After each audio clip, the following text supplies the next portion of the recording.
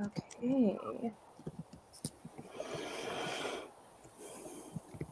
All right, so it looks like we're live.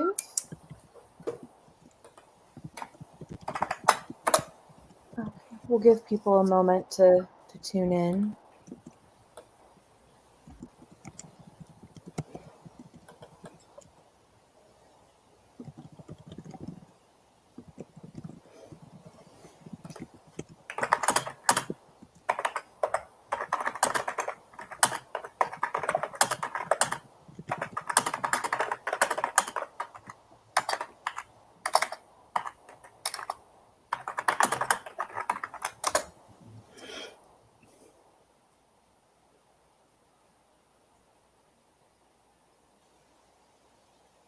Okay, I think we can get started.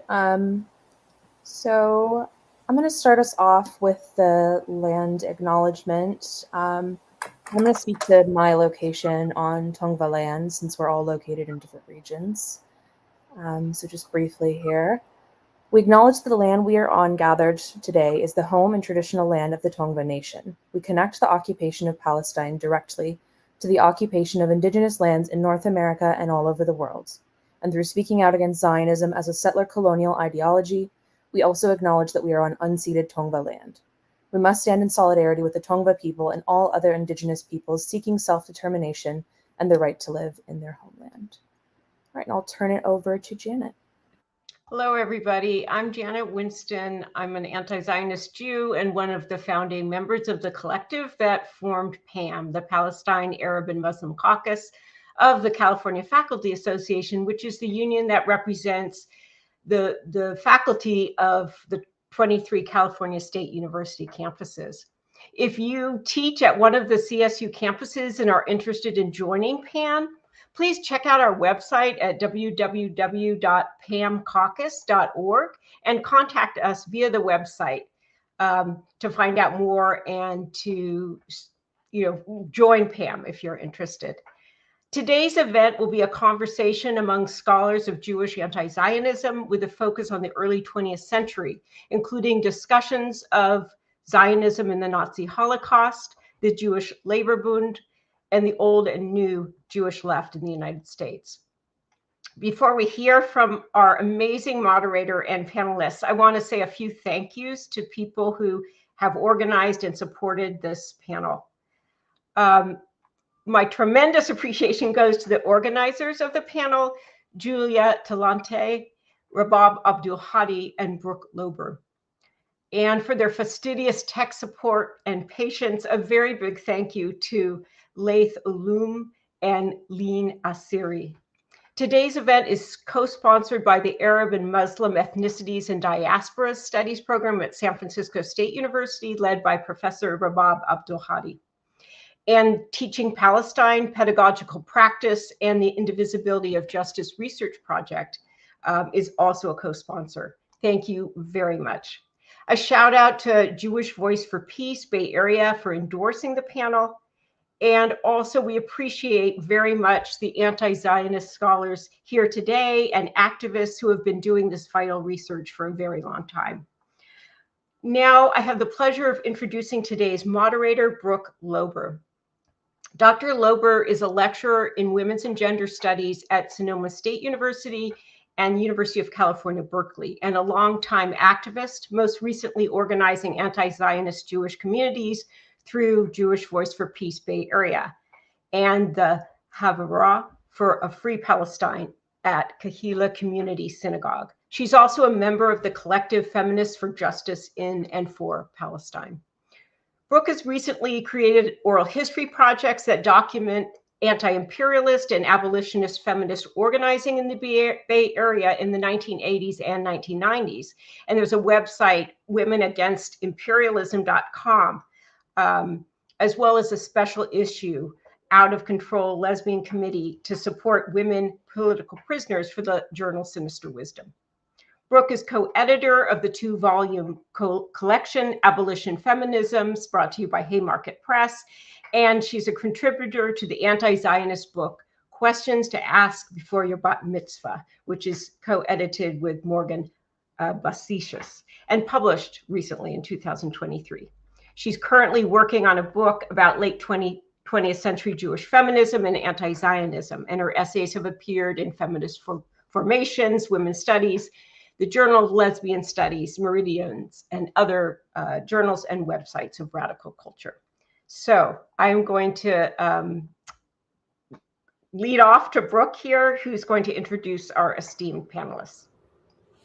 Thank you, Janet, and thank you, Rabab and Julia and Laith and the PAM Caucus and everybody who organized and inspired and made this event possible.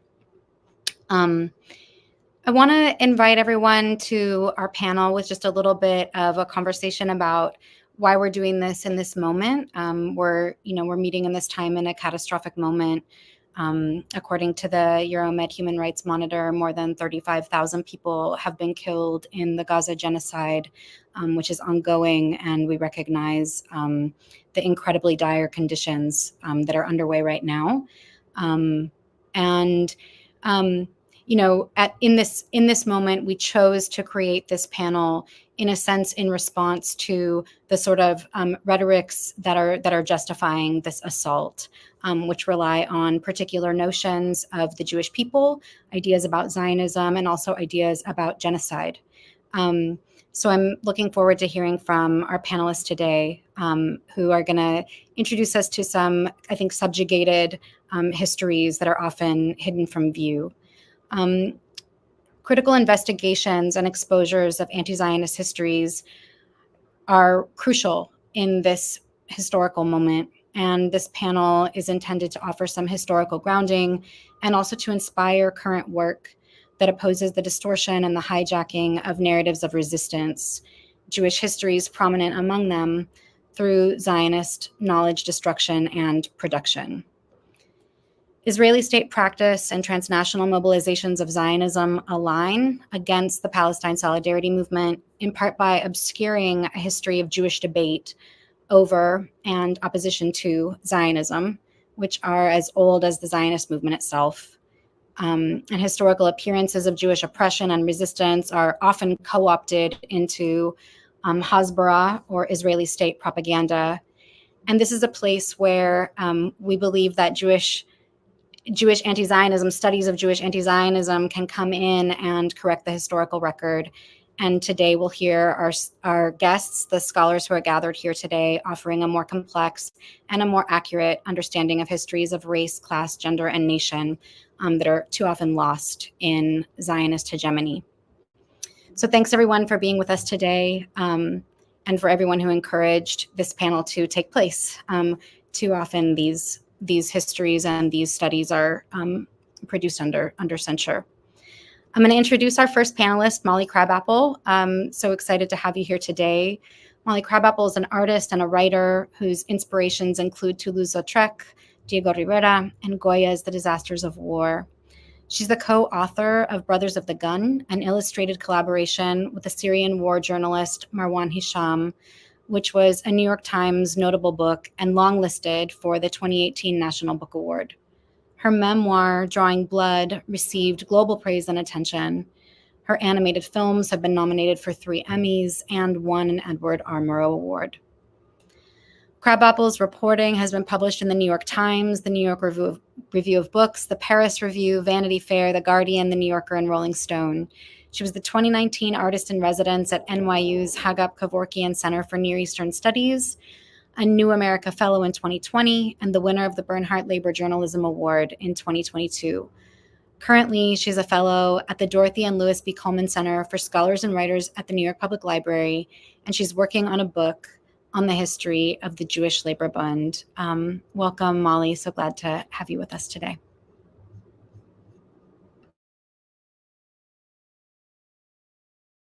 You're muted. Why am I muted? Can you guys all hear me? Yes. Okay, cool. Thank you so much for having me in this amazing panel with these brilliant scholars. And thank you so much for everyone who's tuned in today, as opposed to, being out in the streets or out drinking or anything else you could be doing. I appreciate it. I came to the Bund through my great-grandfather. My great-grandfather, Samuel Rothbard, was an artist. He taught my mother how to draw. My mother taught me how to draw. And I grew up surrounded by his paintings.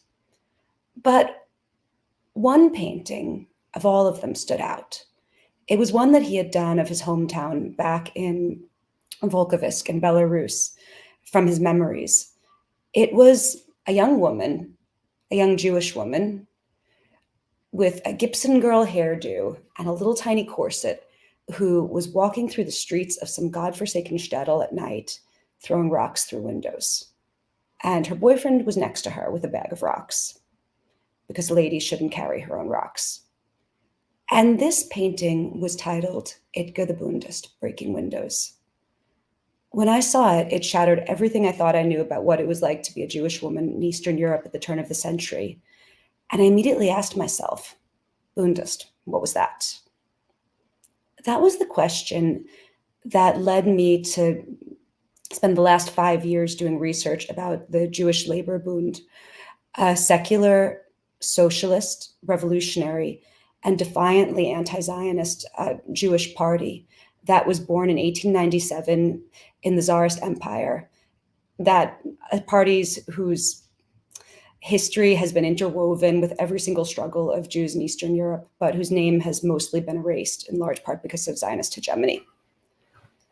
So I want to talk to you about the Jewish Labor Bund today, how it was founded, and most of all, what its ideas were on Zionism and how it opposed that.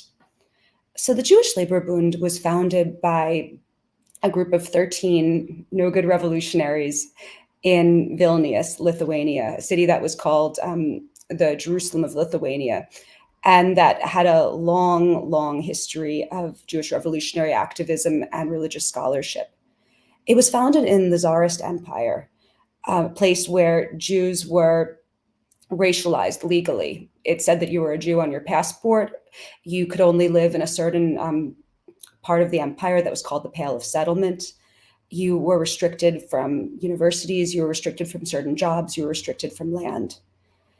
And the Bund was founded by Marxist Jewish revolutionaries who believed that Jews were not just oppressed as, workers working in these sweatshops, but they were also oppressed for their race because of all the reasons that I said. It was founded kind of in this early version of intersectionality. And that was why the revolutionaries of the Bund thought they needed their own party. The Bund later went on to, a few months later, they went on to help form the Russian Social Democratic Labor Party, which through a long series of splits and misadventures became the Communist Party of the Soviet Union, but that would be some time later. So the Bund right now is spoken a lot about on social media because it was an anti-Zionist group. And it was a proudly, defiantly anti-Zionist group. And it was from the very, very first days of its inception. And there were a number of reasons for this. The first was just that in 1897, the idea that the millions upon millions of Jews in Europe would move to a place that they had never been in the Ottoman Empire, and I don't know what it was considered delusional. And the Bund opposed Zionism as sort of like a utopian fantasy that rich people were probably doing to keep Jews from striking for their rights. They also really hated how Zionist leaders like Theodor Herzl and Chaim Weizmann were willing to work with incredibly anti-Semitic figures. Very famously, Theodor Herzl met with von Plehve, a Russian Tsarist official who was widely held responsible for some major pogroms, and actually tried to work out a deal with von Plehve where he would kind of lure Jewish workers away from the Bund in exchange for von Plehve giving him land. I'm just going to read you a passage of my book about this. And especially the other reason that the Bund was always opposed to Zionism was that they hated the idea that Jews should be seen as foreigners in Europe. They hated the whole notion that was being foisted upon them by anti-Semites, that Jews came from elsewhere, that Jews should go elsewhere, that they should get out. And this is a passage that I wrote about that. Chaim Weizmann, the Zionist leader who later became the first president of Israel, wrote in 1903 that our hardest struggle everywhere is conducted against the Jewish labor Bund, quote. While the Bund described Zionism as, quote, the most evil enemy of the organized Jewish proletariat, what was the source of such profound mutual contempt? Sure, the Bund found Zionism impractical, but it was more than that. They saw it as an acquiescence to their oppressors. Jews had lived in Eastern Europe for a millennium. It was their home. One local Bund committee wrote that year, "We are not strangers here and not guests, even though the Russian government considers us as such. The richness of the land is soaked through with our blood. We demand and fight for that which belongs to us, for human, civil, and political rights." End quote. To leave meant letting their tormentors win. The Bund coined a word for their stubborn insistence on staying, Doigkeit, here-ness, as opposed to the there of Palestine. They would fight for freedom and dignity in the place where they lived. Doigkeit was hard won in Eastern Europe. It had nothing in common with the fuzzy tolerance beloved by liberals, with the lawn signs that announce that in this house we welcome immigrants, or with the pious catchphrase that diversity is our strength. Doigkeit meant defiance, backed with arms.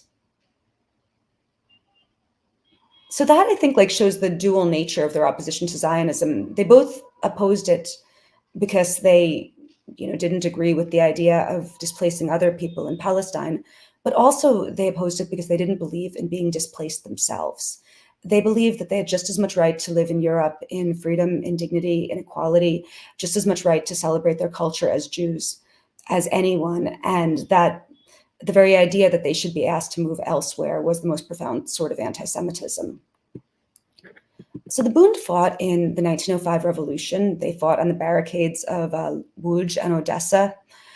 But after the Tsar issued the October Manifesto, which gave some rights to what the revolutionaries wanted, there was a series of horrific state-backed pogroms that killed thousands of Jews across the Russian Empire. And these disillusioned many Jews to the prospect of revolution and just the idea that you could live and build solidarity with Eastern European Christians at all. These precipitated a mass migration of Jews to New York City, where many of them, many Bundists among them, helped build the labor movement in America. So I'm going to speed up to 1917, which is the year of both the Russian Revolution, but also the year of the Balfour Declaration, which the Bund was unilaterally and adamantly against. The Bund split over the issue of the Bolshevik Revolution. Many of their party was purged in Russia. Eventually, about half of the party would stay in Russia and join the Communist Party and eventually be killed by Stalin in the 30s. But the other half went to Poland. And in independent Poland, which was the largest Jewish community in Europe at the time, it was the home of 3.1 million Jews. In independent Poland, they established a stunning and vibrant Jewish subculture, one of trade unions, of schools, libraries, choruses, also one of armed paramilitaries that defended the Jewish community from anti-Semitic attacks. Through their time in Poland, their opposition to Zionism took on an entirely new level. It was no longer just a theoretical thing where they thought it was dumb and impractical. After the Balfour Declaration, they instead rejected Zionism as essentially a tool of British imperialism. And because the Zionist movement was also thriving in Poland, they became some of the Bund's greatest rivals. And this rivalry was expressed both with many mean pamphlets and lectures, but also with street brawls. The Bundists leader Victor Alter even went to Palestine in 1925 to see the conditions there, and he met with the Palestinian nationalist leader Musa Qasim Pasha. And he basically said, what the Palestinian national movement wants, which is a democratic parliament. Who could possibly have a problem with that? And when he went to Palestine in 25, he felt completely assured that it was going to be an Arab state. So I'm going to read you a little quote that I wrote about a book that he wrote after his meeting with Musa Qasim Pasha, which was called The Truth About Palestine. Quote, "Sure, Jews had Bible stories about Abraham, Isaac, and Jacob, but Palestinians, said Alter, had lived there for 1,000 years. If a claim to land was decided by longevity of residence, the Palestinians were indisputably in the right." Not that Alter believed in that sort of blood and soil logic. He was a Bundist after all. The right of people to live and work in the land where they are born is independent of whether their forefathers were born there, Alter wrote. As the Bund always said, "Here where I live is my country." He denounced the, quote, anti-Semitic agitation, which in the name of historic right tries to divide the population of a place into masters of the land and foreigners, whether this was done by Polish nationalists or by Zionists. In the meantime, the Bund was building up their culture in Poland. They had a secular Yiddish school system. They built a women's movement. They taught people about birth control. They elevated secular Jewish literature. They basically built a movement that I often compare to the Black Panthers, in the sense that you had these sort of multiple notions of like community service, like the Panthers' free breakfast program or the Bund soup kitchens, combined with a paramilitary self-defense element, combined with an elevation of a marginalized and subaltern culture, and insistence that your culture was valuable, even if the dominant society said that you were shit. However, while the Bund was building this, they were doing it in one of the most anti-Semitic countries in Europe. Poland, despite having the largest Jewish community in Europe, was a country where political leaders routinely talked about mass expelling Jews to Palestine. It was actually a slogan, Jews to Palestine. There was even a plot in the late 30s by the Polish government to mass deport Jews to Madagascar. And Poland tried to convince France to give them Madagascar for this purpose. It was a government that kind of worked hand in glove with violent nationalist student movements that eventually forced Jews to sit in segregated benches in universities, that put quotas in schools, that banned Jews from all sorts of professional associations. It was a very, very rough place to live as a Jew. And when the Bund was saying, "Here where I stand is my country," they were saying something that was incredibly tough and defiant. It was not like me saying that in New York now. It was them saying, "Here where I stand is my country, and fuck you if you want to take me away from it." So in 1929, there were riots in Palestine that were sort of the buildup of a bunch of frustration with both the continuing British occupation and also with Zionism, but that in certain places like Hebron and Safed involved Palestinians murdering longstanding Arab Jewish communities as well. After the 1929 riots, there was a mass mourning in the Jewish world, in like Warsaw, in New York, and everywhere, that to me seems most reminiscent to what happened after October 7th. And the Bund refused to participate in it. They claimed that the ultimate blame for the riots lay on Zionism, for tying itself with British imperialism and for acting like a bunch of nationalist colonizers. While they mourned the victims, they refused to allow Jewish grief to be mobilized for a violent nationalist project that they saw could only end in more massacres on both sides. Days after the riots kicked off, they had a mass meeting at Splendid Theater in Warsaw of 3,000 people under the title of Liquidate Zionism, where they spoke about the absolute necessity of conducting a struggle against Zionism and against nationalism, and for instead a sort of solidarity of peoples. They did hundreds of lectures about how Zionism was a form of imperialism. They published a book on it. After they did all of this, there was a huge backlash to them, as you would imagine, in Zionist communities. And Haint, which was the Zionist Warsaw paper, led a campaign to defund the Bund school system. It didn't work. but they tried that. So in the 30s, Polish anti-Semitism grew worse, especially after the death of Pilsudski, the dictator of Poland, and especially after the rise of Hitler, which the Polish government thought was pretty damn inspiring.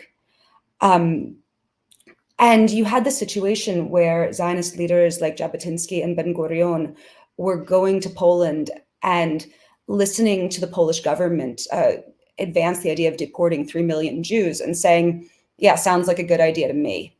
And the Bund absolutely and totally rejected this. This is something that Henryk Ehrlich, who's the leader of the Polish Bund, wrote in 1933, which I always found pretty touching.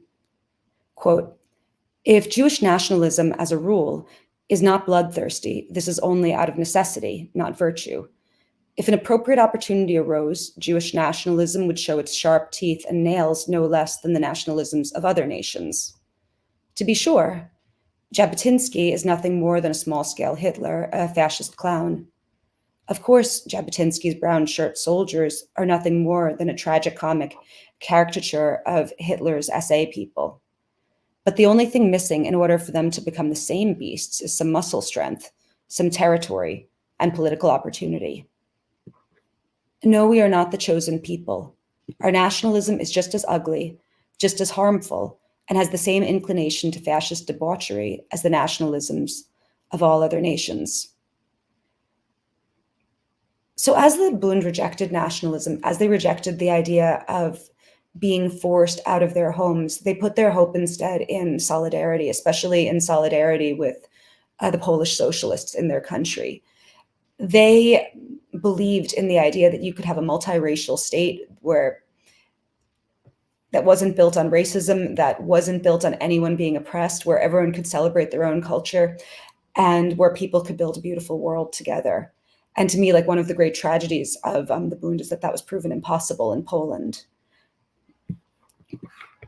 So the Bund in 1938 was asked to join a Jewish coordinating committee by various Zionist groups. The purpose of this committee was to coordinate response to the violently anti-Semitic Polish government, and the Bund refused to join. And I'm going to read you something about why that Henryk Ehrlich in 1938 wrote. "Zionism, in a point of fact, has always been a Siamese twin of anti-Semitism and is of every kind of nationalism. Zionism has always regarded the law of force, of nationalistic action, as the normal law of history, and on this law has based its perspectives on Jewish life. In the 40 years of its existence, it has always appeared lost and helpless in the presence of any victorious freedom movement. The Zionists regard themselves as second-class citizens in Poland. Their aim is to be first-class citizens in Palestine and to make Arabs second-class citizens." Ehrlich understood a fundamental conflict at the heart of Zionism. The establishment of Israel would lead to perpetual war with its neighbors and those it had dispossessed. Quote, if a Jewish state should arise in Palestine, its spiritual climate will be eternal fear of the external enemy, Arabs, eternal struggle over every bit of ground with the internal enemy, Arabs, and an untiring struggle for the extermination of the language and culture of the non-Hebraized Jews of Palestine. Is this a climate in which freedom, democracy, and progress can grow? Indeed, is it not the climate in which the reaction and chauvinism ordinarily flourish?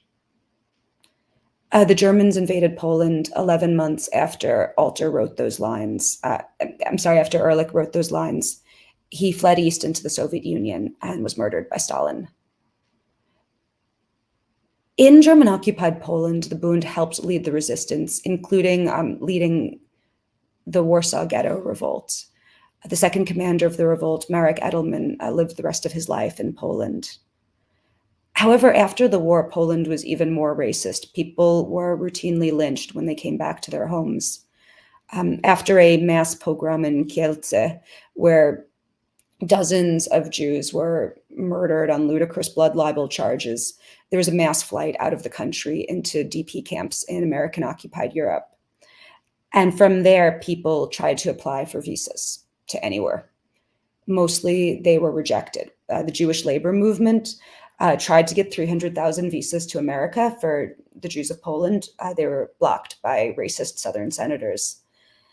And to me, this failure after the war of the entire world to provide anything for Jewish refugees, more than anything else, is what led to Zionism winning hegemony amongst Jews in Europe, at least.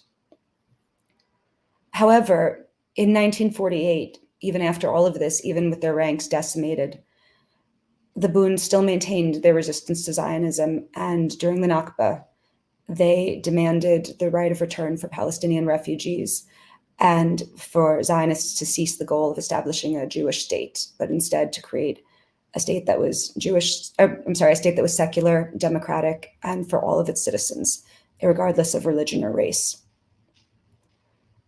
Now, I spent the last 5 years writing about the Bund. I learned Yiddish for this. I spend all my days in archives. I went to the places where their people walked in Ukraine and Poland, in Latvia and Lithuania. I went to the places where they lived and where they died.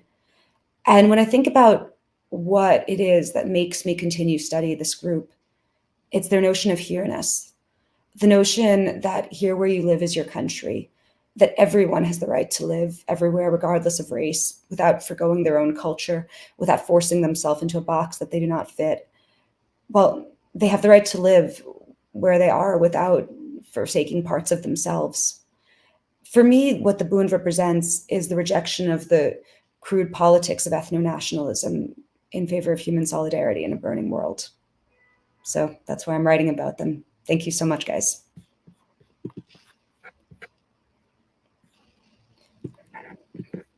And I think that's my speech, so.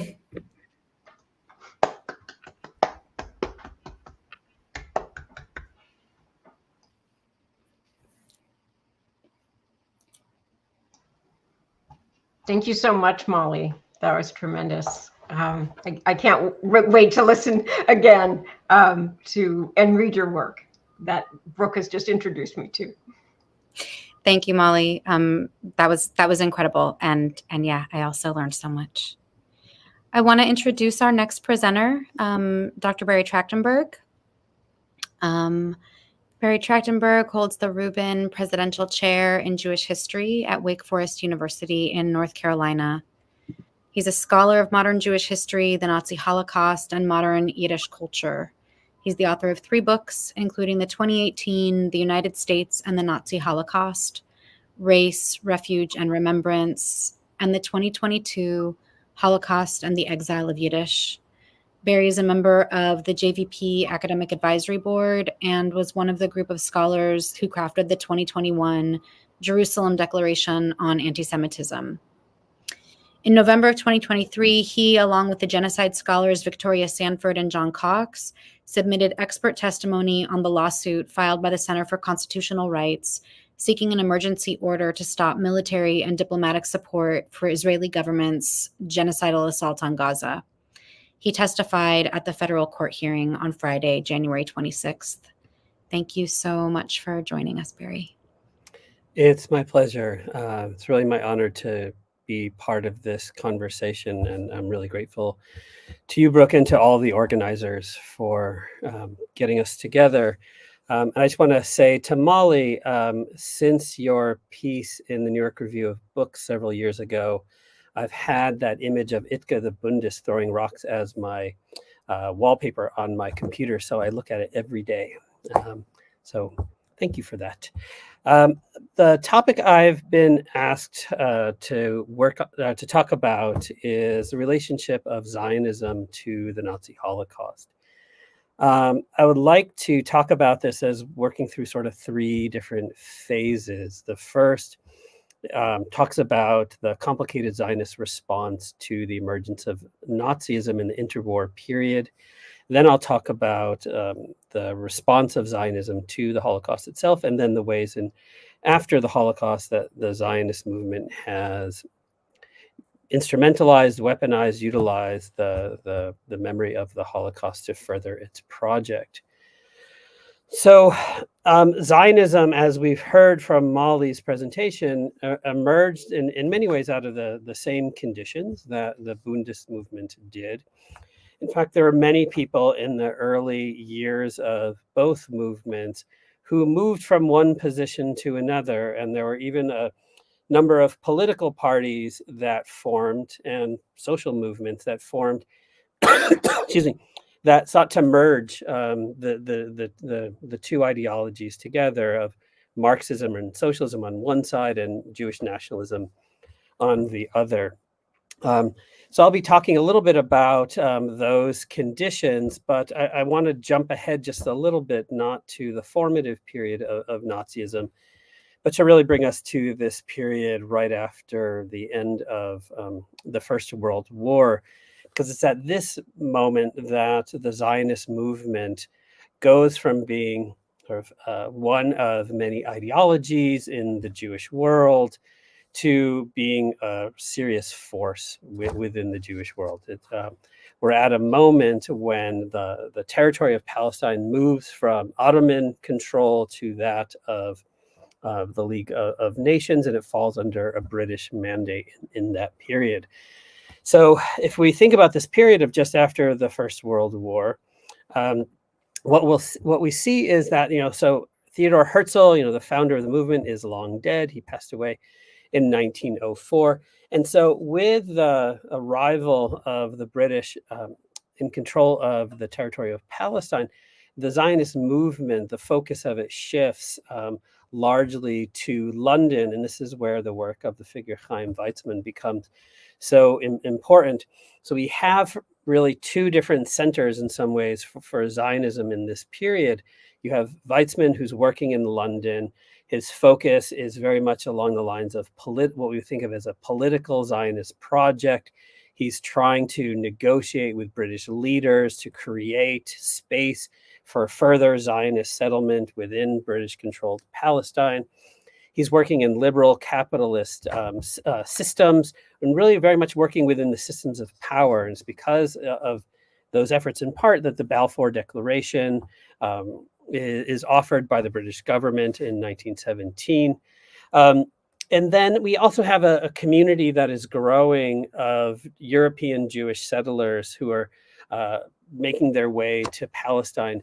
These are much more Eastern European Jews who very often come with socialist principles, but very, very strongly nationalist principles as well.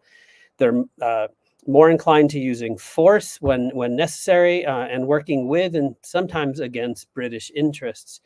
But it's in this period that we see the creation of a Zionist para-state in Palestine, where we see the beginnings of Jewish parliamentary systems, Jewish school systems, Jewish trade unions, Jewish militias. So they're building up the apparatus for an eventual state, and they're doing that very much working hand in hand with the British. And in London, you have Chaim Weizmann really trying to accentuate this idea that Jews can serve as sort of this European wedge to sort of help open up the space for further European colonialism in the region. Zionism is still very much, though, a minority movement in the larger Jewish world. In Eastern Europe, as we've heard, the Jewish Labor Bund is really a very, very powerful political force. In the United States, which is now, of course, home to a very, very large Jewish community, there's generally a rejection of Zionism, where they see it's overly nationalistic. Jews in America are working very hard to Americanize themselves and carve out a place for themselves as a religious minority. And for most Jews in America, when they think of the Zionist project, they see it as a solution perhaps for other Jews, like Jews in Eastern Europe who don't make their way to America. They see it for their co-religionists in sort of, quote unquote, less civilized countries. Also within Europe, we have, just as we have a range of Jewish labor movements, we also have a range of Zionisms. Some are working to build the Jewish state in Palestine, and others, especially in this period of the 1930s in Poland, we also have a very left wing of the labor Zionist movement, which is focused along the lines of the Bundes at working on improving the lot of Polish Jewry. So what we have, the point I'm trying to make here is that we have this very, very vibrant political atmosphere in which Zionists are one player among many players. With the Nazi takeover in Germany, there's, of course, a much worsening refugee crisis that begins to emerge.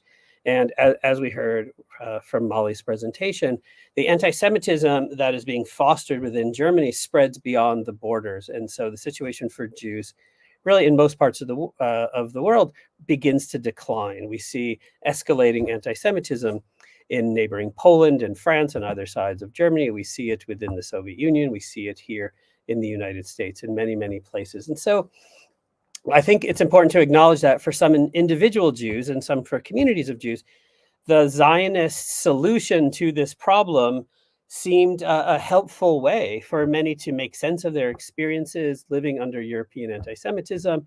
And some, you read in some reports from the era that for many Jews, even for particularly young Jews, Zionism was a lifeboat for them because it gave them an ideology and a way to make sense of their experience. But that's what it meant for for Europeans. And so in some ways we should recognize that this quote unquote success, as it were, for Zionism, as it's growing in strength in the Jewish world in this period, it may be a success for Zionism, but I think more so a more helpful way to think about it is it's really an utter failure of the Western democracies to fulfill what were their international obligations to protect minority rights. So in that, and what I mean to say by that is that in Poland, which is created as a new state out of the ashes of the First World War, one of the conditions that Poland was required to assume was the protection of its national minorities. So in order to be reincorporated as a country, it had to sign something called the Minorities Treaty, in which it guaranteed specifically the rights of its different groups, and in particular Jews, to be able to organize in their own language, meaning Yiddish, to be able to educate students in their own language, to petition the government in their own language, to have their own governing institutions, to have the taxes that they pay to the state be returned to the community. And hardly any of that was ever realized. And what that meant was that the promise of an independent Poland quickly faded away for many Jews. And they found themselves, especially in the 1930s, with the anti-Semitic influences that are, making their way from Germany, that the situation's getting quite worse, and that the protections that Jews in Poland were supposed to have that were coming from the Western nations, the Western democracies, are just not being fulfilled. As we know, the Western powers that are supposed to be enforcing the Treaty of Versailles, just don't live up to their obligations. And so this refugee crisis that begins to emerge as a consequence both of the rise of Nazism, but also the failure of the West, the major powers that are trying to find a solution to it, not perhaps surprisingly, once again turn to colonial solutions for European problems. So rather than the first and perhaps most obvious step, which would be to force European nations to protect their national minorities, to put pressure on Germany and Poland to actually take steps to protect these imperiled peoples, instead, and they don't take the second step, which is to open up their own borders, right? To allow large numbers of Jews and other imperiled minorities and refugees from Nazism to come into, say, Britain, the United States, France, other countries. Instead, they begin looking to find colonial solutions. And this is where the interests of the European powers and the Zionist movement really begin to align. One of the ways in which the Western powers are so reluctant to interfere with the what's going on within Germany and Poland and other states is out of this principle of respecting the sovereignty of nations. And this is the principle that you hear Roosevelt and others frequently enacting in this period, that they shouldn't interfere with what Germany is doing. In part because of what's happening, of course, in countries like the United States, where we have black codes in the South. There's regular lynchings of Black Americans. We have all sorts of racist policies. in the United States. So the United States doesn't want that critical eye turned on them, and so they're sort of reluctant to turn it on to other countries. So the Zionist response to this crisis is to begin agitating for the funneling of Jews to Palestine. Some of it is out of a combination to save Jewish lives, but really much more so is to build up this Zionist para-state that they're trying to create. And we see different strategies in the 1930s by the Zionists to achieve this. The first and perhaps most notorious was that of the famous transfer agreement known as the Hasbara Accord, which was a formal arrangement crafted by Zionists in Palestine and Nazi German authorities, starting in August, I believe, of 1933, and going just up until the start of the Second World War. What this transfer agreement allowed for was some 60,000 Jews to leave Germany, so Jews who had very little choice to go anywhere, so ended up going to Palestine. And in exchange, effectively, they had to hand their money over to Germany and to allow for the exchange of goods, German goods, to be sold in Palestine. There's this complicated arrangement that allowed Jews to leave, but to carry some of their wealth with them. And this is also where we start to see that the interests of Zionists and Nazis in the 1930s really begin to align with one another. Both groups want Jews out of Europe. And this Hasbara agreement creates a crisis both within the Zionist movement, but within the larger Jewish world as well, because the response by the otherwise global Jewish community is to try to organize boycotts of Germany and boycotts of German goods. And they are working very hard to try to secure this boycott and to push businesses, to push governments towards us. And here comes the Zionist movement, making its own deals, making its own arrangements, and it really sort of shatters any notion of kind of a consensus of a unified Jewish response against Nazism. Excuse me. So this really quite bitterly tore the Jewish world apart, and it even led to the assassination of one of the Zionist leaders by right-wing Zionists who are also opposed to this. So once the this pressure to bring in more and more Jews into Palestine ultimately leads to tensions between the Zionists and the British, and so you begin seeing fighting break out by 1939 between those forces, because of course the British are realizing that as war is coming, war is approaching, they need to start creating alliances with various Arab leaders, and so they begin trying to restrict Jewish immigration into Palestine. I'll jump in the interest of time to the response, the Zionist response during the war, which is actually really quite anemic.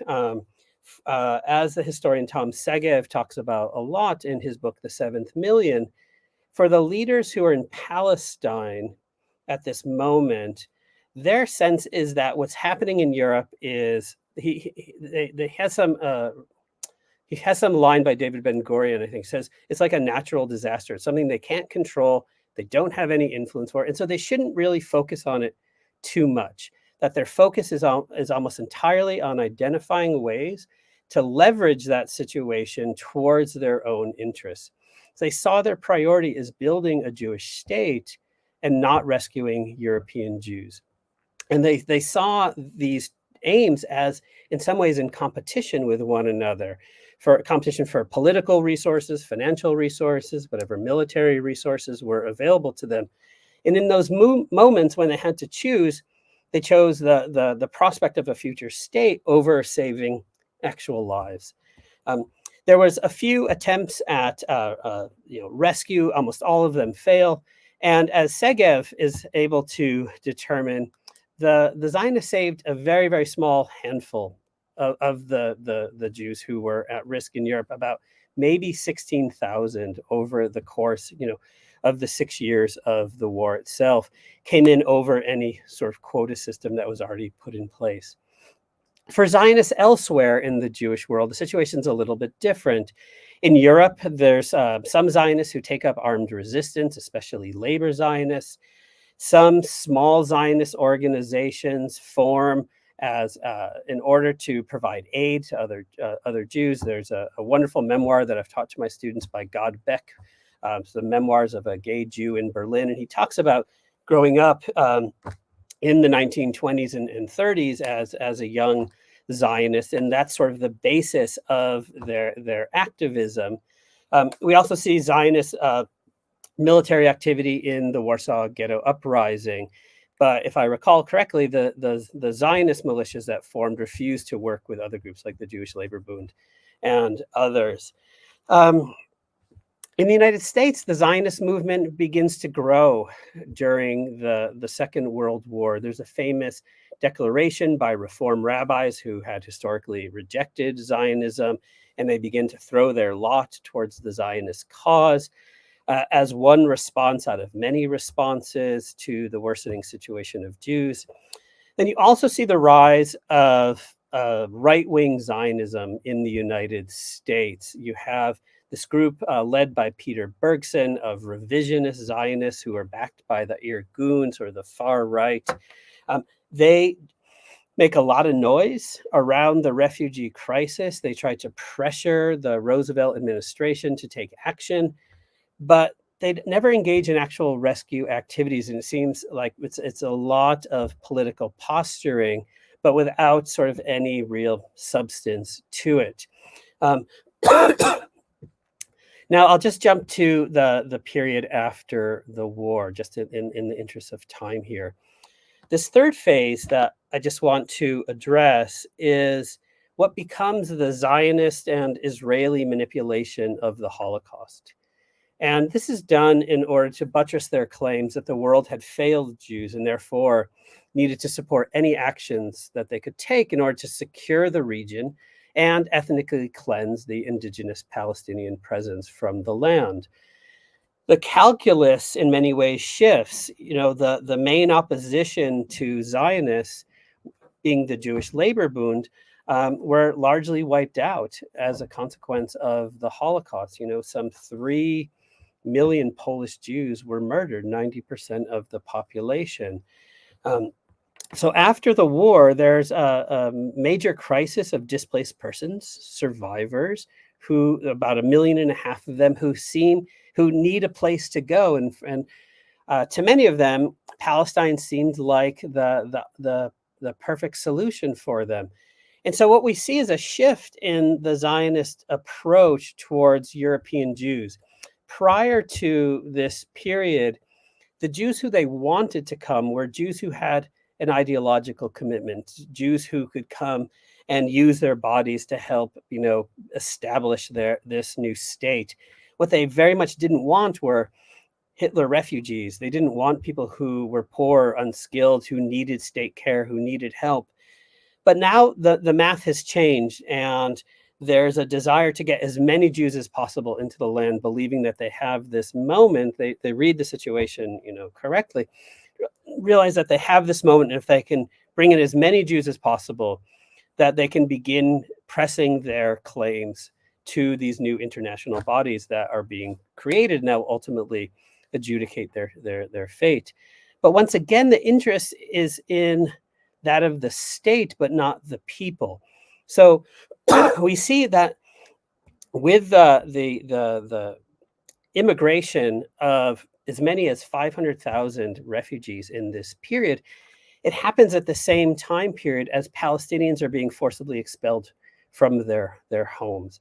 So we see this dual refugee crisis emerge as Palestinians are forcibly expelled. Holocaust survivors are often sort of dumped in the land without much care, much protection.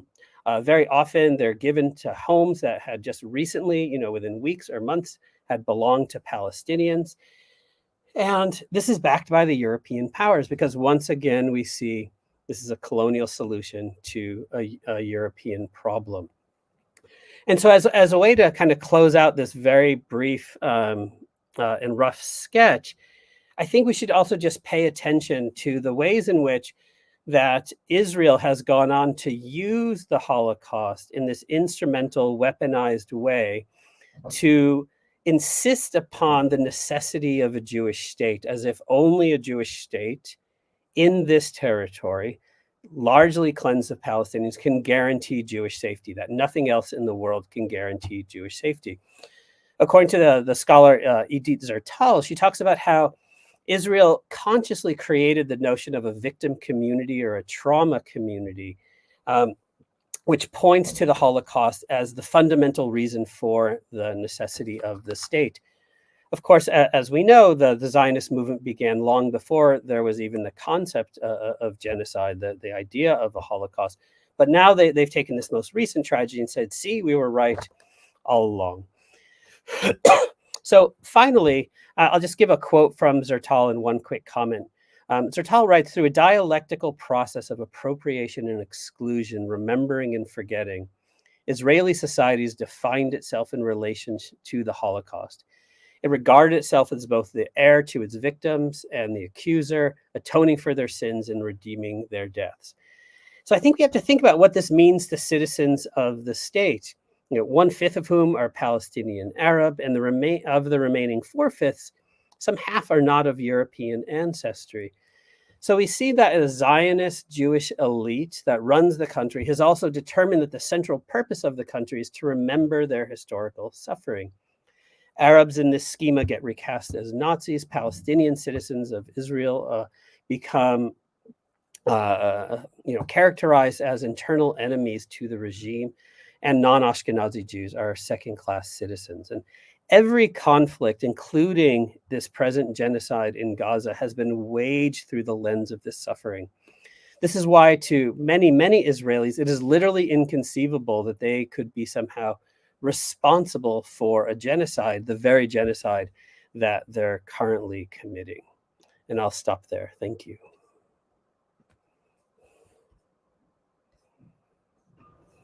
Thank you so much, Barry. That was incredible. Thank you for that presentation. I'm going to introduce Benjamin Balthaser, our last speaker, and after that we'll have some time for discussion. Benjamin Balthaser is Associate Professor of Multi-Ethnic U.S. Literature at Indiana University South Bend. He's the author of 2 books, Dedication, published in 2011 on Partisan Press, a collection of poems about the blacklisted Jewish left, and another book, Anti-Imperialist Modernism, published by the University of Michigan in 2016, about transnational social movements of the Americas and the aesthetics of U.S. modernism. He's currently working on a book contract with Verso on the cultural history of the U.S. Jewish left and anti-Zionism, and he's a member of Jewish Voice for Peace Chicago. Thank you for joining us, Benjamin. Thank you. Thank you very much for having me. And I'd also just say it's a particular delight to be at a California Faculty Association panel. I'm a CFA kid, so we had a living wage because of CFA. So thank you for continuing CFA activists. One question, I'm not sure if I can see the slideshow. Oh, there we go. Okay, fantastic. So this book project that I've been working on for the last several years started actually just as a kind of conversation among JVP members and also reading various journalistic accounts of the sort of sudden rise in public presence and visibility of anti-Zionist Jews in America. I think most notably and recently we've seen really dramatic and exciting actions such as this one here. This is Rabbi Ariana Katz at Congress sit-in October 19th. This is another one slightly later at the Grand Central Station, and if you can see the banner in the background, Never Again for Anyone, I think basically taking Dr. Trachtenberg's comments and insights and trying to suggest a different reading of the Holocaust. And I think for a lot of people, Jewish studies scholars and journalists and activists alike, this movement seems to have come out of nowhere. Why is it suddenly that tens of thousands, if not many more, Jews are suddenly taking dramatic action, not only against the genocide, but against the very foundational notions of Zionism? This seems to be an entirely startling revelation, particularly given the sort of common sense wisdom that to be a Jew is to be a Zionist and vice versa. I, of course, always found that claim to be a little strange. I grew up in kind of a left-wing family. My grandparents were members of the Communist Party and were committed anti-Zionist, and so I always knew that there was a different history there. But I decided, actually it was sort of, I was working on another project about proletarian literature and race, and was reading Mike Gold's Jews Without Money. And Mike Gold was probably the most famous and pugnacious Jewish leftist of the 1930s and 1940s. He was the editor of the New Masses, which I don't think we really have an equivalent today. It was kind of the Nation, Jacobin, New Yorker, kind of all rolled into one publication. So it's kind of a arts and culture and politics journal that was both quite radical, semi-aligned with the Communist Party, but also published, pretty much every kind of left to liberal intellectual at the time.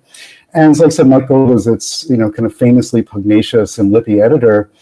And he was launched into fame by his proletarian novel Jews Without Money, which was published in the 1930s. And Jews Without Money was an immediate bestseller, published in multiple different languages and translations at the same time, and kind of launched him into fame, and was seen as kind of the Urtext of the proletarian arts movement in the United States. And what I found really interesting in this novel, it's basically a novel about kind of young working class, Yiddishkeit hoodlums on the Lower East Side in the 19-teens and 20s. There's a little anti-Zionist subplot to it. One of the only Jewish villains in the novel. So Gold has this kind of capacious love for everybody in this kind of Whitmanic sense. Nothing human is strange to me. And the only real villain in the novel, at least Jewish villain in the novel, is this Zionist dry goods merchant, Baruch Goldfarb, who enlists the narrator's father into vote-rigging schemes, anti-labor activism, and then also tries to move the Gold family out to the suburbs of Brooklyn, which are basically described almost kind of like a settlement themselves, like this Jewish-only community that's removed from the sort of multi-ethnic world of the Lower East Side, and is seen as kind of this world of whiteness, privilege, and exclusion. And the young Mikey and his mother are kind of horrified by it.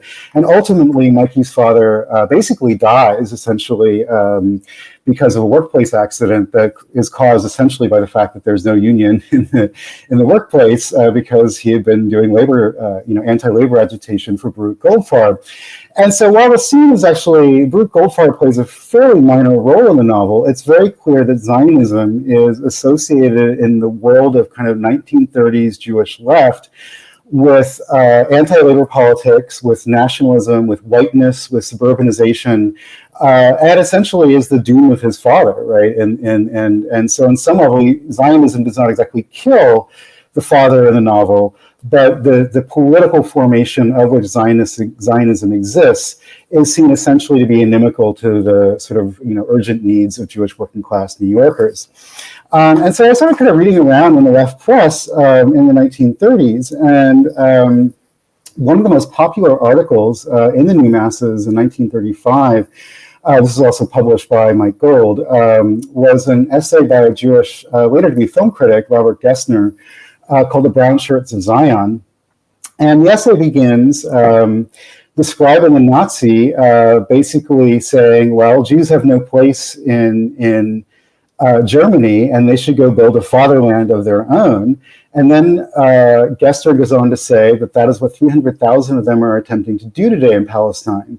Zionism is the nationalist movement of the Jews. A few have gone to await the second coming of Moses and be called religious Zionists. Many have gone to make money at the orange-growing apartment house building. They are capitalist Zionists. Others have gone to live communally on farms. They are socialist Zionists. And since these are the socialist nationalists of the Zionist movement, they'd be partially described as pink Nazis. The National Socialists, on the other hand, are revisionists, the brown Nazis in Palestine. And so this was, I think, the kind of common sense on the Jewish left of the 1930s, that Zionists were nationalists, nationalists they associated with fascism in Europe, and they generally saw the Zionist movement, actually much as Molly described the Bund seeing it, as both a nationalist project that was led by the bourgeoisie and thus trying to align the interests of Jewish workers with the bourgeoisie, but also, I think more importantly, as right-wing nationalists who are racist, ethno-nationalists, and aligned with Nazis. And so the initial scene here is of a Nazi supporting basically the development of Zionism and the expulsion of Jews. One thing I should mention too, and I think this is kind of largely forgotten in the United States, was just how large and kind of common sense the left was in the US among Jews of the 1930s and 1940s.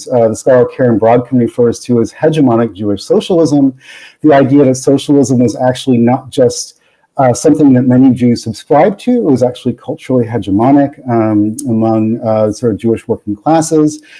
And Tony Michaels, in his really important kind of early history of Jewish socialism, makes, I think, the kind of bold and startling claim that actually the Jewish socialist movement was the most radical and largest socialist Jewish movement of the world. And actually the Bund was sort of taking notes from Jewish socialists. And so there's something, rather than thinking of Jewish socialism as an import from Europe, there was sort of, you could say, an autochthonous or, a homegrown Jewish radical movement that was largely aligned first with the Socialist Party and then the Communist Party, but had kind of elements of the Bund within it.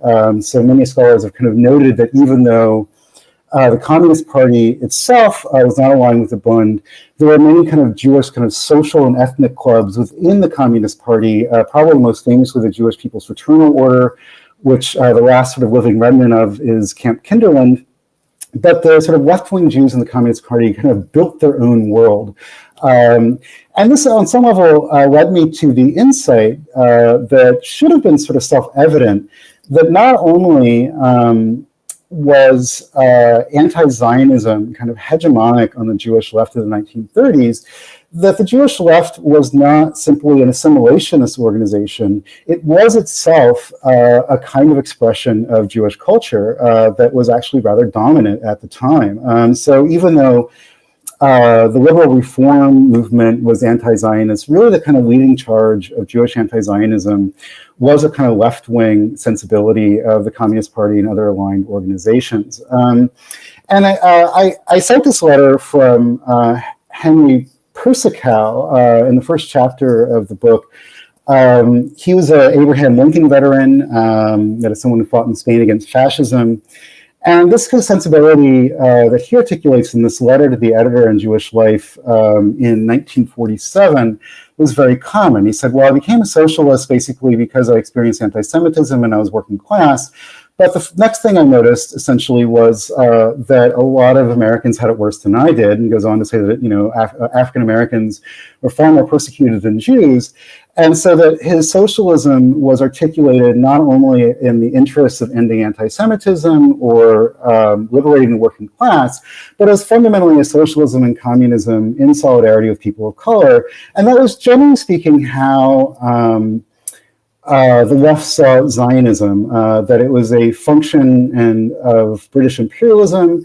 It was a kind of what would have been called in the 1930s racial chauvinism, and that it was a kind of betrayal not only of Jewish left-wing principles against ethno-nationalism, but a betrayal of a kind of solidarity with people of color and also solidarity against imperialism.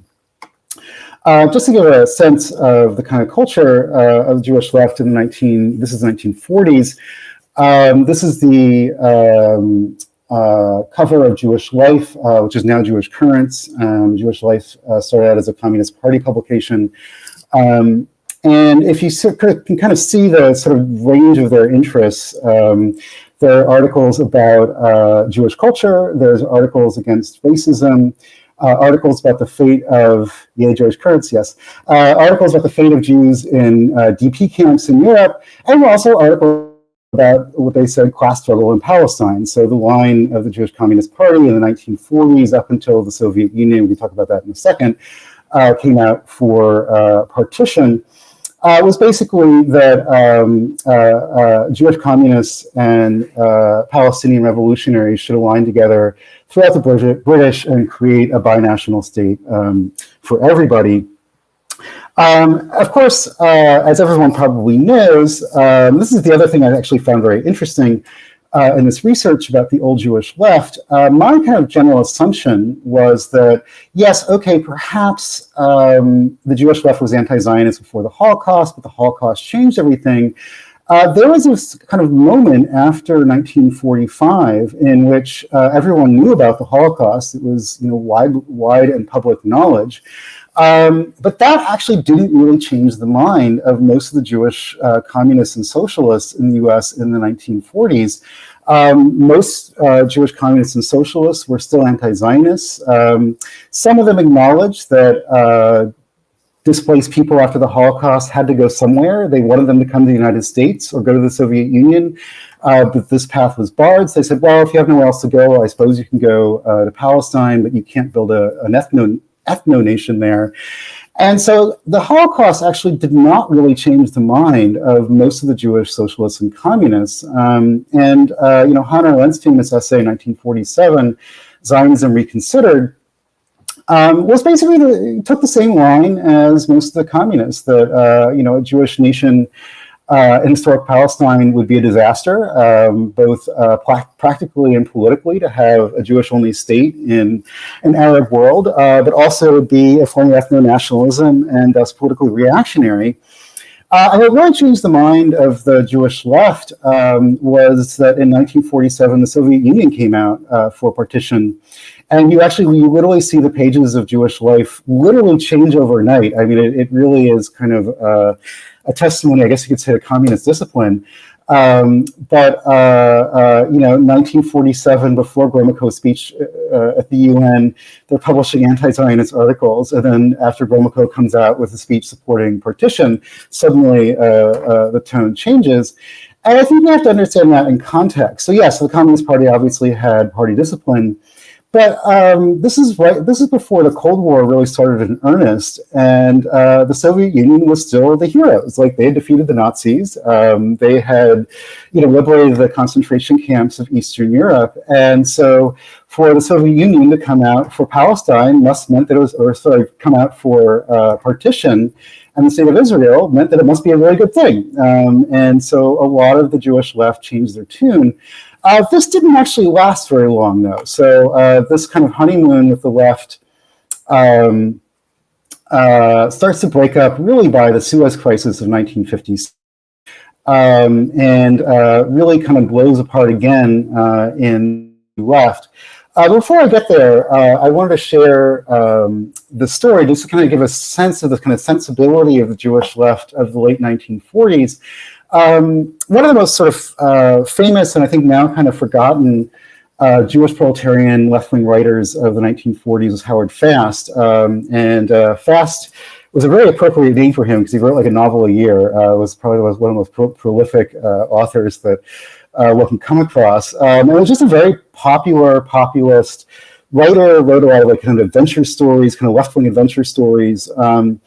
And he published this the story in Jewish Life in 1947, and it's touched off really kind of a year of debate. The story is called Epitaph for Sydney. Alan Wald, in his really lovely book about the sort of left during the Cold War, talks a lot about this story. But it was talked a lot about at the time, and particularly among Jewish leftists. And the story basically is about a Jewish anti-fascist who gets his beginning organizing black sharecroppers, or organizing with black sharecroppers in the South, then fights for the Abraham Lincoln Brigade, and then basically finally dies in Italy during the US invasion of Italy to liberate Italy from the Nazis.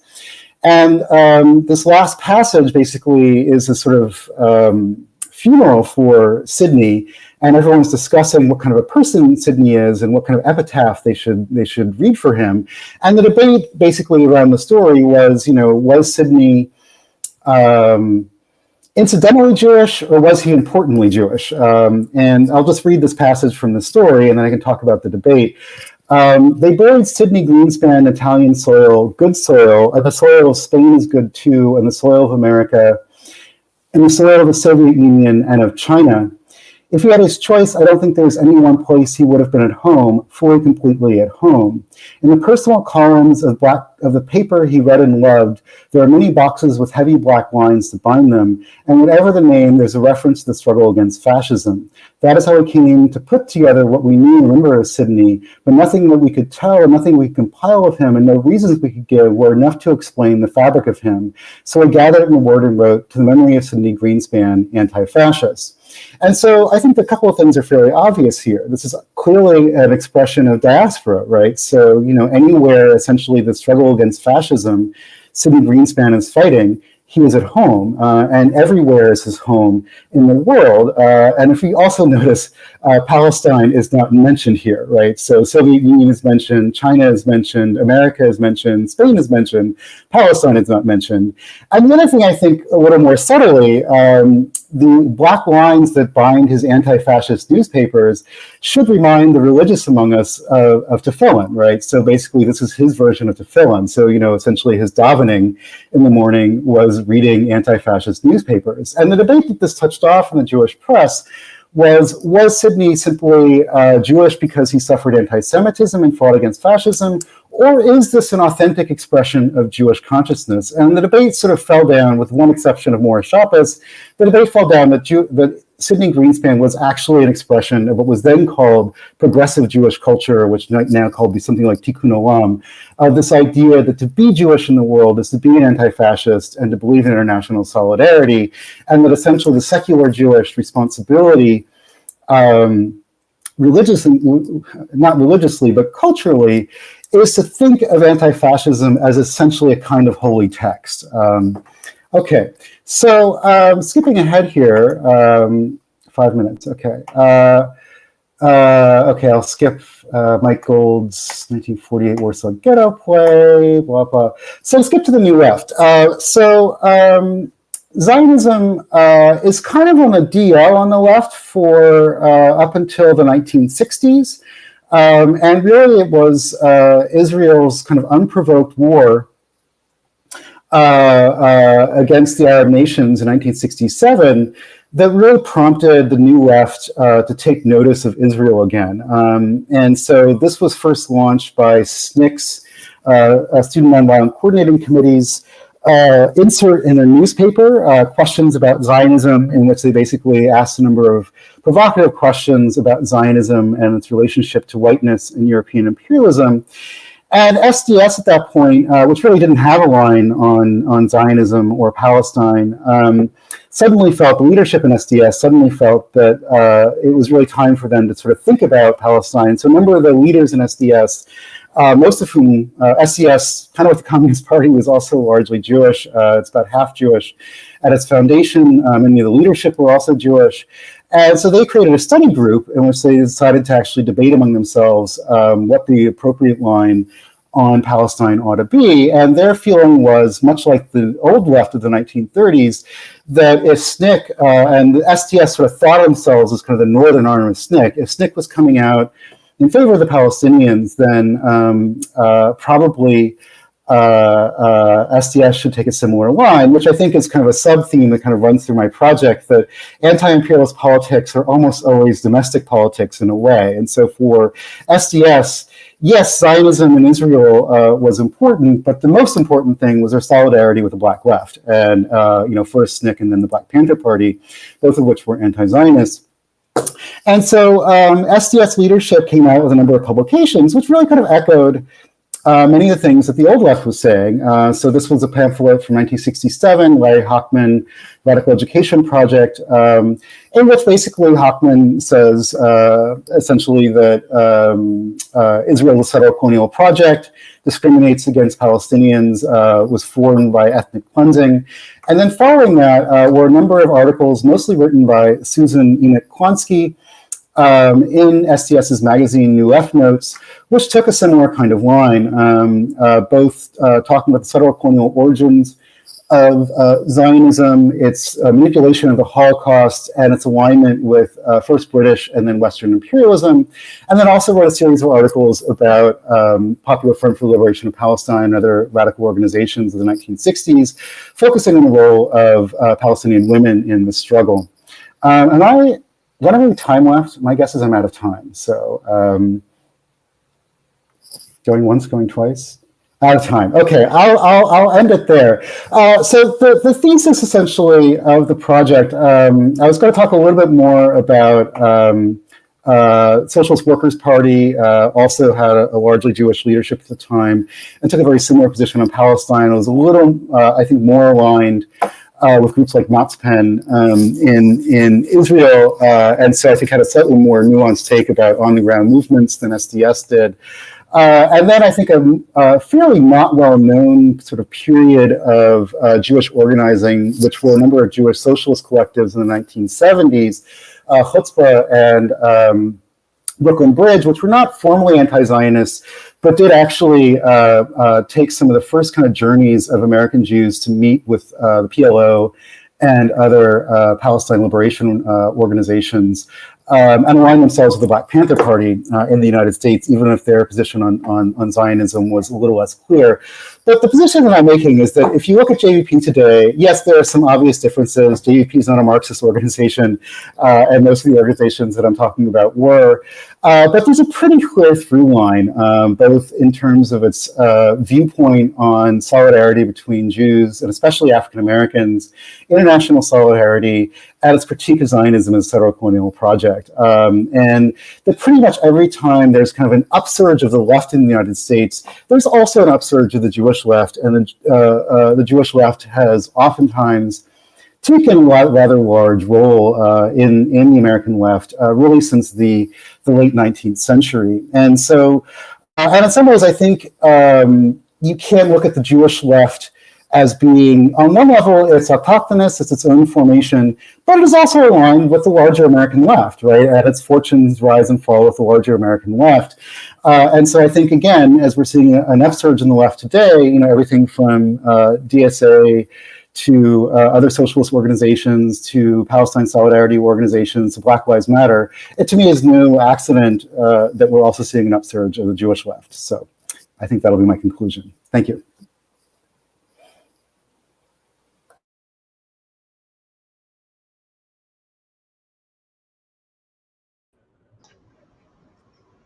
Thank you so much, Benjamin. Really, really great to hear your research. I know we have about a half an hour. We can have some questions. I think I have a couple thoughts in mind. I took a lot of notes, but maybe I'll ask. Unfortunately, Molly couldn't stay.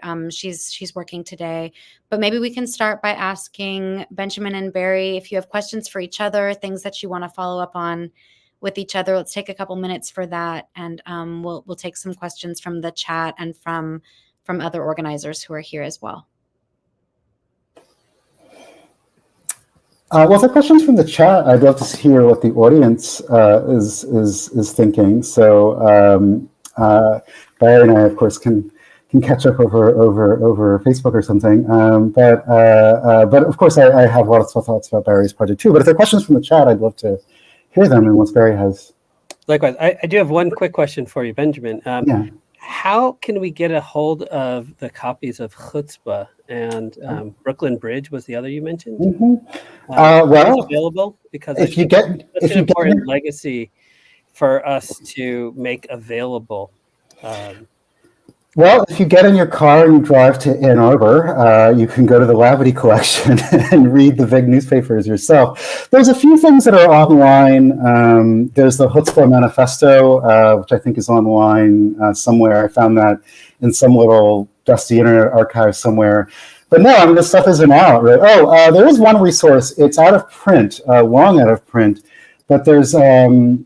I think it's called the Jewish Liberation Collective collection that I bought from Valerian Books, which is a lovely old San Francisco institution of out-of-print books. So you can find that around, and it's an anthology of Chutzpah's writings. Yeah, so that would be my best shot if you don't want to drive up to Ann Arbor. And I would say one thing just for in praise of the archive. The collection is ugly, and the print quality is very bad.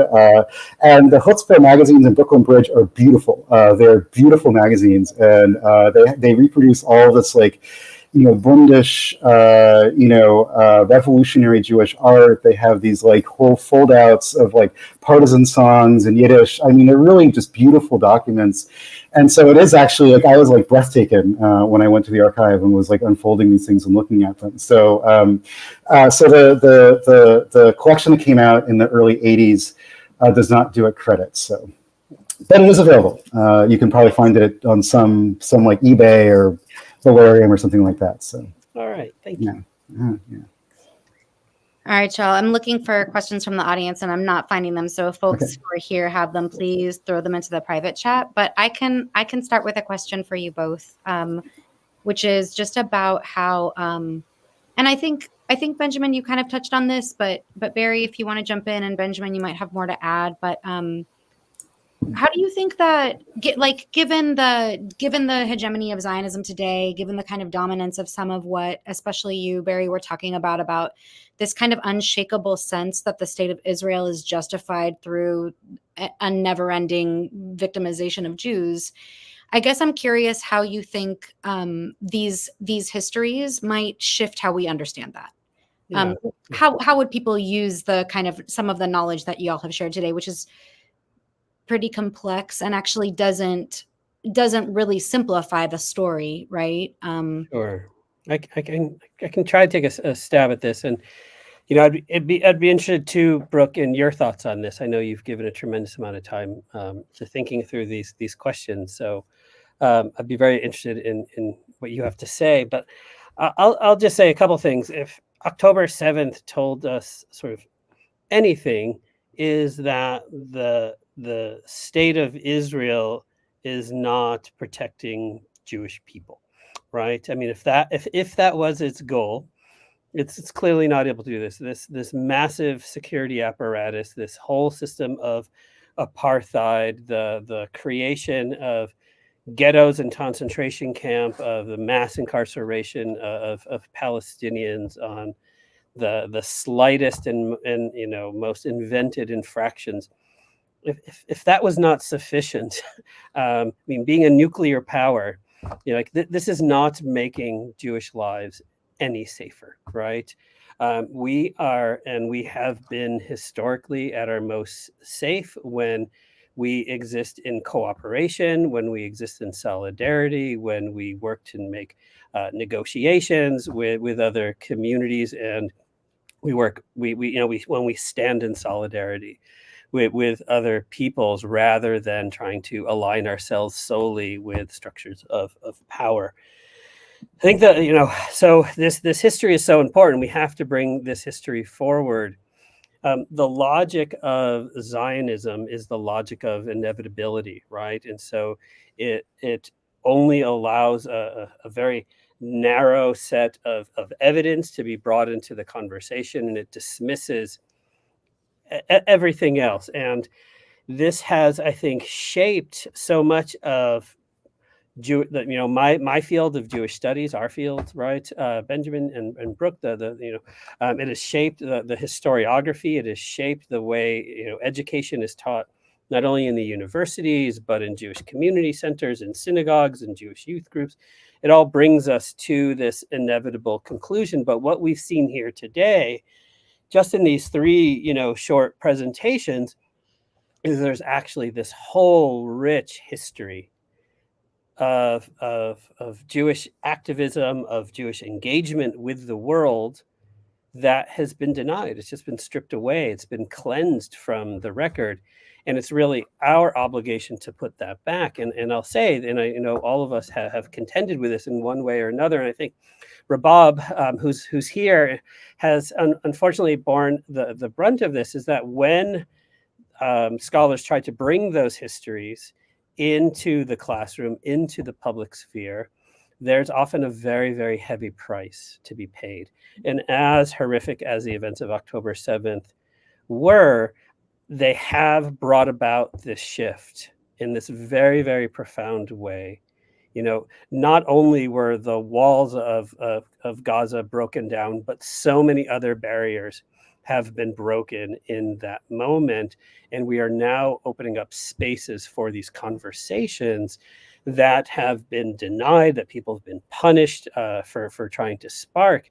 And that there's so many people now who are hungry for this information and so many resources available that I think our work moving forward for the next decades, for our careers, for our livelihoods, and the work we're going to train our students in has to be in making these histories available. Thank you, Barry. Yeah, I agree with all of what you said. I would add one thing, though. I think what I got from reading this literature, obviously, yes, there's a rich and vibrant history of Jewish anti-Zionism that has its own kind of Jewish culture or subculture. But the main lesson I kind of learned, and this was really from reading the kind of Marxist texts from the 1930s and 40s, is that they really talked quite openly about a kind of class war in the Jewish community, and that I think we need to think about that again, because the organizations that represent the Jewish community to the country and to really the world from the United States are run, pardon the old-fashioned Marxist phrase, but they're run by the Jewish bourgeoisie, and they're aligned with the American bourgeoisie and aligned with American empire. And I think we need to take a page really from Mike Gold and the New Masses to say that there's a long history of Jews not only organizing in solidarity with other people, but there's a long history of working class, middle class Jews understanding the Jewish bourgeoisie are not their friends and actually are inimical to their interests. And I think, as Molly and Barry both pointed out, Zionists have their own interests, and they're not necessarily the interests of Jewish working classes, middle classes, or really anyone else. And I think, rereading Jews Without Money for like the 10,000th time, it's like, yes, there's a class war in the Jewish community, and I think we need to think about fighting that in a much more kind of direct and open way. And so I think that's the other kind of lesson that we have to really kind of bring to the present. And I'm not saying that, obviously, this is not only a Jewish fight. I mean, the ADL is a pernicious organization that is bad not only for Jews and Palestinians, but bad for America. And so, I think war against the ADL would be good for everybody. So, yeah, thank you both. I think that, it makes me think about how is it possible that actually Zionist forces have been able to take ownership over the figure of Jewishness or the Jew or the Jewish community at all? And it's interesting to hear, Barry, your kind of thought that maybe this is a moment of upheaval where this conflict that actually all of you talked about in your presentation, there was incredible conflict among Jewish people as Zionism proceeded. And maybe that conflict has been obscured, but not only historically, but even now, right? So now, and I do actually want to say, like Benjamin started out with Jewish Voice for Peace, and the appearance of mass rallies and mass civil disobedience, I think, is really contributing to the possibility that we can actually see elements among Jewish people and among Jewish communities that have been truly obscured from view. So yeah, thank you both for talking about that. I want to bring in a question from the audience before I turn it over to other folks who are here. So this question from Seth Morrison, who I work with in Jewish Voice for Peace Bay Area. Thank you for being here, Seth. Seth wrote, "We are seeing some groups comparing the Gaza genocide to the Holocaust. Of course, this is very antagonizing for Zionists. And if you want to speak about how you feel about folks using that comparison." Barry, you're the Holocaust scholar, so I'll let you take. I'll start, but chime in, and I feel like anyone here could speak to this. I think we have to look at it in two ways, and I think context matters. I think that given the enormity of the Holocaust, and the legacies of Jewish sufferings of the past, that for some people they see these actions, right? They see piles of dead Jewish bodies, and there's no way not to think about that.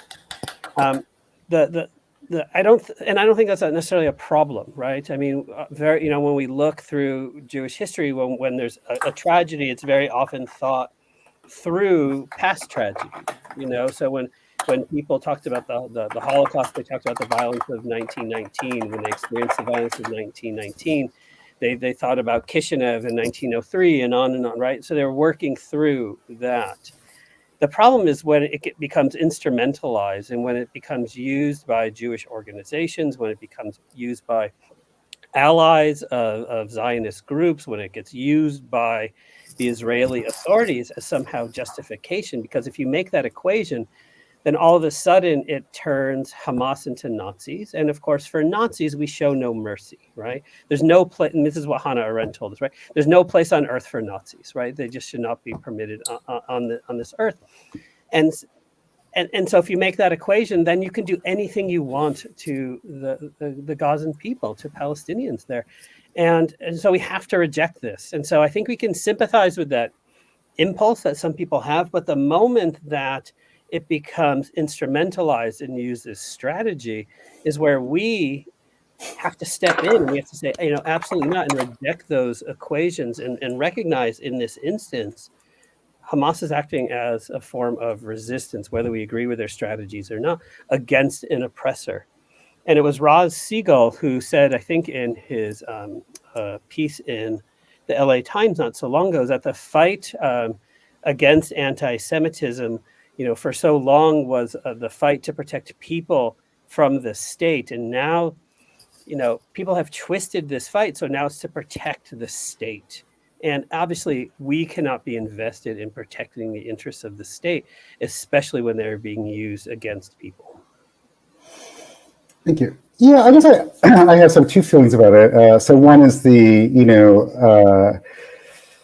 obnoxious English professor, cultural historian who wants to, really focus on the specificity of every historical moment. So someone asked me recently in an interview, is this the Red Scare? And I was like, well, that we're in now because of all the persecution of anti-Zionists. And I was like, well, let's talk about the historical forces that created the Red Scare, and And I think what they were really asking me, are we facing persecution right now? And it's like, oh yes, okay, I can get off of my little high horse. So yeah, I don't find actually the analogies to the Holocaust offensive. I think the Holocaust obviously is its own historical thing, and it has its own historical trajectory and has its own historical features that are unique.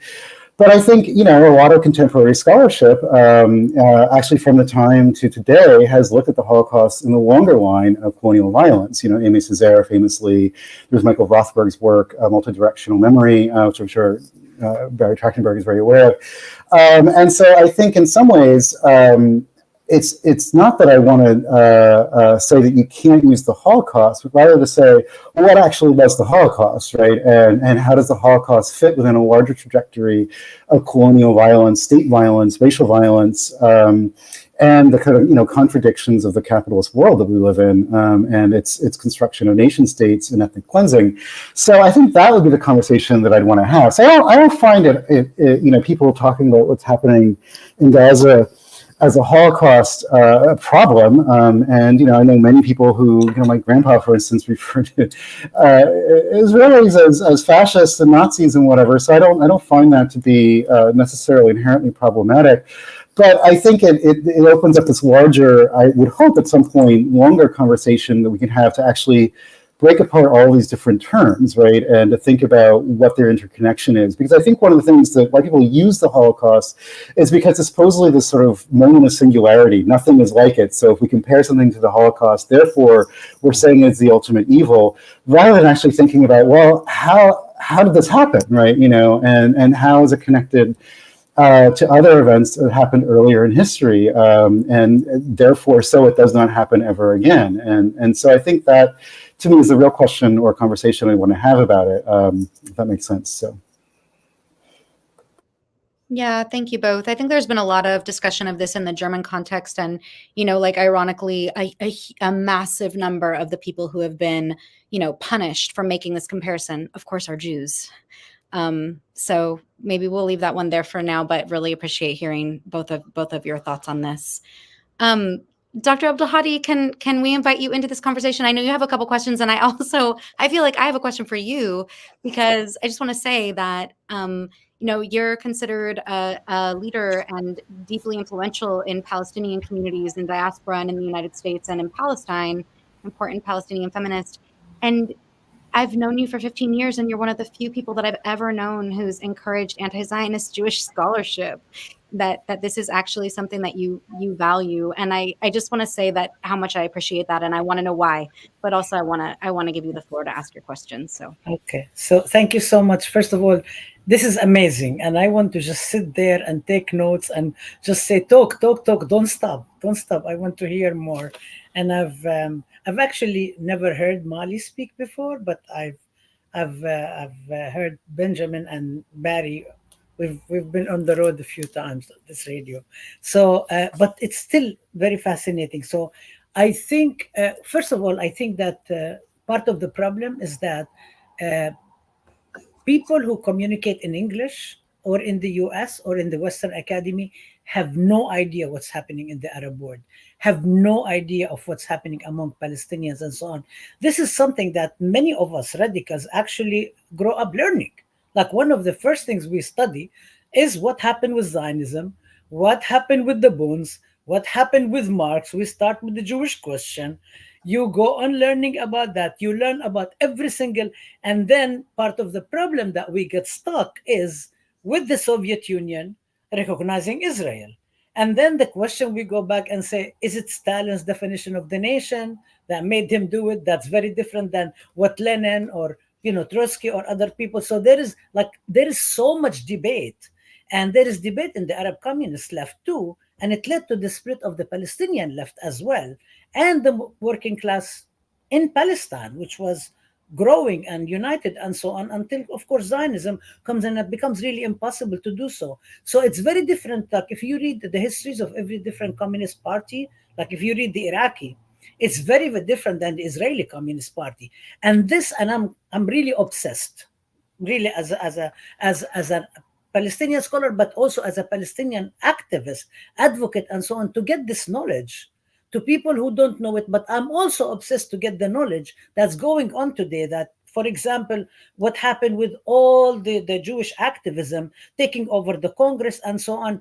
This is something that people are so, and I told you before, I think I've mentioned it, is that I follow all the Palestinian news agencies, and this is one of the first items that comes up again and again and again, and people are watching it.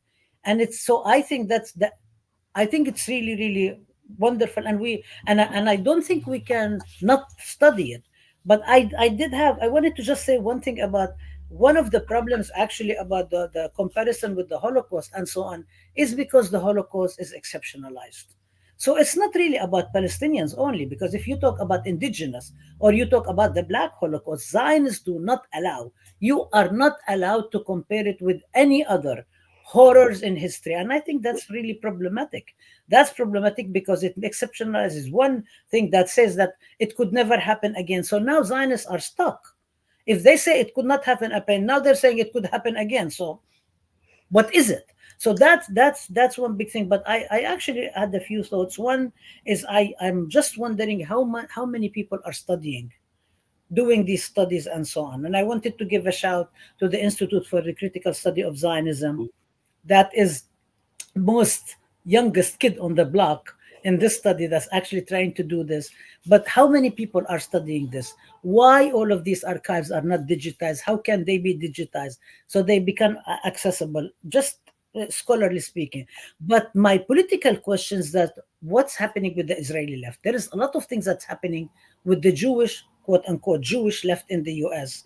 If you want to separate the Jewish left from the left, which I really think it's kind of like people have, it's a left, right? It's anti-imperialism and so on. It's internationalism. Why is it again exceptionalized, right? But I also, so what's happening with the Israelis? But I also wanted to go back in history. If you can just talk about the anarchists, where do the anarchists fit with that? I have a special, like, warm spot in my heart. But I also wanted to ask about the whole liberal. Why is it that liberals today, from forget about Thomas Friedman, he does this stuff all the time, but Prince Stevens, Roger Cohen, they're all obsessed with the concept of settler colonialism. It's not about only Zionism. They are so obsessed with trying to show that Israel is not a settler colonial state. What do you think about that? And do you think that we're seeing today is something like fascism? I mean, I don't think it's just happening to us. It's happening to everybody. Fascism. People might not agree, but do you think that's the case? And thank you so much. And sorry if I took quite a bit of time to ask. Few simple questions from Yeah, I was going to say, Argivald. Benjamin, you get to go first. Okay, thanks. So the questions were, what do I think about the anarchists? What do we think about Jewish liberals and nihilist colonialism? What's up with the Israeli left? And I can't remember the last one. Oh, are we all headed to fascism? I think that but was also over. studying anti-Zionism and how can we make these archives And how can we make these archives more so the person, so I'm not an expert in anarchism, but the person who really writes lovely things about Jewish anarchism is Elena Torres. So I would check out her work. Also, one of her co-authors, whose name I'm blanking on right now, but co-author with Anna Torres. So that's the person I would really check out for. I'm actually, she took me to task for not writing about Jewish anarchists, and actually, she lives down the street from me in Chicago, and so we went for a walk, and she had this pin on saying, "I remember the Kronstadt," because she was accusing me of murdering all the Kronstadt sailors during the Bolshevik Revolution for not including the anarchists in my book. And my point was just very practical. I was like, the Jewish anarchist movement by the 1930s was very much eclipsed by the Communist Party and to a lesser extent the Socialist Party. And so my goal is not to lift up the Communist Party just out of sheer sentiment for my grandpa, but it's just looking at what was a hegemonic force, what was a hegemonic group on the Jewish left at any particular moment in history, which is why I focus on SDS. Not that SDS was the most important organization or best one; it's just it was the biggest one. So that was my weenie answer to why I don't talk much about anarchists. But yeah, they were Jewish anarchists and they were anti-Zionist and they're very cool. Read on a Taurus. The Israeli left, I mean, the Israeli left is very complicated, and it's something I'm an Americanist, so that's my other weenie answer for not knowing much about the. But I'm very pained about how to think about it, because on the one hand, obviously, there's this group standing together. I mean, there's fringe groups on the current Israeli left. There's this group Wachman that organizes Palestinian workers, in settlements in the West Bank, and I've had a lot of conversations with them. I think they're a very interesting organization. Of course, there's B'Tselem. These are very small, but there's now this kind of more mass populist group standing together. And of course, they face a lot of criticism for not backing BDS and for not really challenging Zionism root and branch. On the same note, though, a lot of Israeli Palestinian citizens of Israel, for instance, members of Hadash and the Joint List, are active members and supporters of standing together for very simple and practical reasons, like standing together is fighting back against, pogroms and vigilante killings and discrimination against Palestinian citizens of Israel. And so I think I have a kind of a dialectic take on it. Of course, as a supporter of BDS and someone who's critical of Zionism root and branch, standing together is not, Matzpan, and it's not my kind of organization on the Jewish left. On the same note, I'm not going to tell a Hadash member, a member of the Israeli Communist Party, which is mostly Palestinian, to not join an organization that is fighting literally for your life and your ability to sit on the Knesset and to not be thrown in jail. So that's my complicated, but that's been a story, of the Israeli left for a long time. Moshe Machover famously said in 1967, there really is no Israeli left. SWP said the same thing. There really is no Israeli left. There's just different wings of the Zionist movement, and that has, for the most part, been true. The question is when a group does emerge. There again was Matzpan. Also in the 70s, there was a group called New Outlook. What do you make of them? And are they an opening? And can you, the other third part of this complicated wheel is that the situation in Israel is fascist and genocidal. And so, even turning the clock back, a few decades so that the Israeli leaders are not actively backing genocide would at least give some breathing space. And so these are really complicated questions that I don't have the answer to. Again, sort of out, and Brooke and I have had some arguments about this, is that I'm an American and my role, I feel like, is to organize other Americans for a boycott. And that's my responsibility, and to educate other Americans about Zionism, American militarism, and imperialism. And I can't tell what an Israeli Palestinian ought to do. I don't know what they ought to do. I can't even say what an Israeli ought to do. Should they leave the country? Should they stay there and organize? Should they join a tiny little sectarian organization? Should they join a mass movement? I don't actually know, and I'm an American, and I don't actually often know what the right thing to do. Should the same questions be asked of Americans? Should we join some tiny little sectarian organization that wants to overthrow the imperial state? Should we join a mass populist organization like the DSA? Should you join Black Lives Matter? Should you? Should you join JVP or a different, again, more sectarian group? I don't have the answer to that question. But these are all, I think, complicated and difficult questions to answer. Maybe somebody else has the answer. I'm out of words. So Barry, somebody else want to take this over? Yeah, Barry, please jump in. Yeah, I don't have very much more to say. You started by saying you didn't have very much to offer, and then you actually offered us quite a bit. So, I appreciate that. For far more about the Israeli left, and you've said, that you didn't know a thing, and I really, truly don't know much at all. I don't follow those politics very, very, very closely. I'll just say that it does seem to me that Israel is moving towards fascism. To answer that question, I don't think it's alone in the world. I think we've been seeing these movements building for a long time, and as much as Israel likes to think that it stands apart from the rest of the world, it's very much in sync with what's happening in many places. In Europe, in the United States, and in other parts of the world, where these ideas that we thought were discredited after the end of World War II are making a comeback. I was in Italy in the fall of 2022 when Giorgia Meloni, came back into office 100 years after Mussolini's, famous march on Rome, and literally the fascists are back. And they're gaining ground in many places, and Israel is certainly a part of that wave at the moment. My fear is that the opposition that has existed within the Israeli Jewish community to that is gone. That there's just a tiny remnant of it, and that places yet one more incredibly unfair burden on Palestinian citizens of Israel.